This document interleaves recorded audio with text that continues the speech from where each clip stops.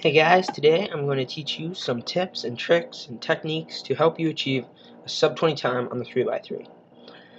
This tutorial is mainly for people averaging from 20 to 25 seconds and for users of the CFOP or Fridrich method. I average about 15 to 16 seconds on the Fridrich method. So with no further ado, let's get started.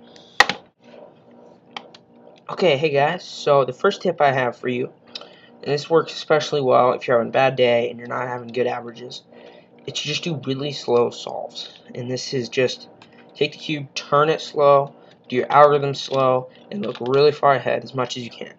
When you're doing F12, as you're inserting the pair, try to look for your next piece. And I'll give you a demonstration of that now. Okay. So let's get started.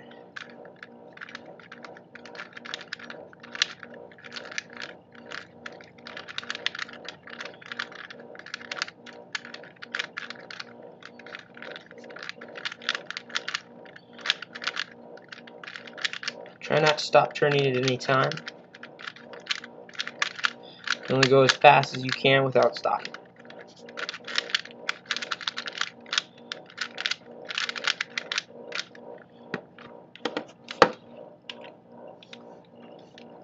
Okay, the next tip I have for you is F2L. It's a giant part. It's 2/3 of what you need to get done on your entire cube solve.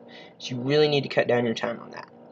And so, just an example of that is just like being able to insert. Oops, there goes one of my cubes. Insert from different angles. Like, for example, I have the cross and I have this F12 pair. And it's in the back. Let's say, okay, instead of doing a Y2 and then inserting it, learn to insert from all different angles. Then, like, maybe I'll do these two. Insert from the front. And then maybe these two. Insert those easily. And then maybe this one. Might have to do a cube rotation. And just try to cut down on your cube rotations. And things like that. And that can really help you F2L. Alright, the next thing I have for you is to your OLs and PLLs.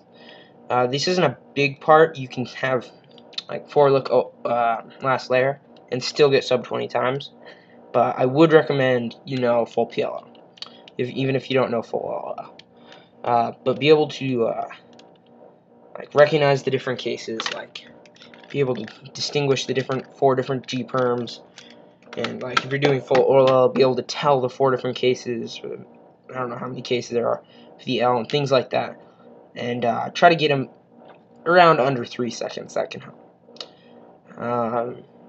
Yeah.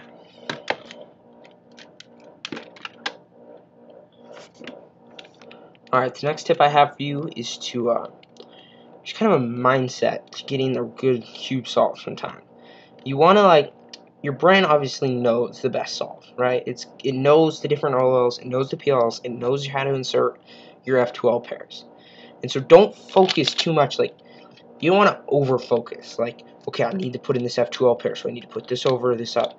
That can take a very long time, so don't over focus.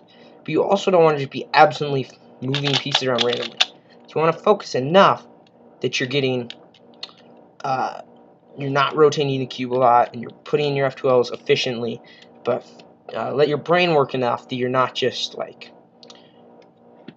yeah. Alright, my next tip is to have a good cube. And some cubers don't think this is a very big deal. You can cube with a root experiment, but to get sub 20, I do prefer you get a good speed cube. I like the Moyu Huanying. The Dian Zanchi is especially good, but even something just better than a root experiment, like a standard cube for you, non-DIY or whatever, are great. So, yep.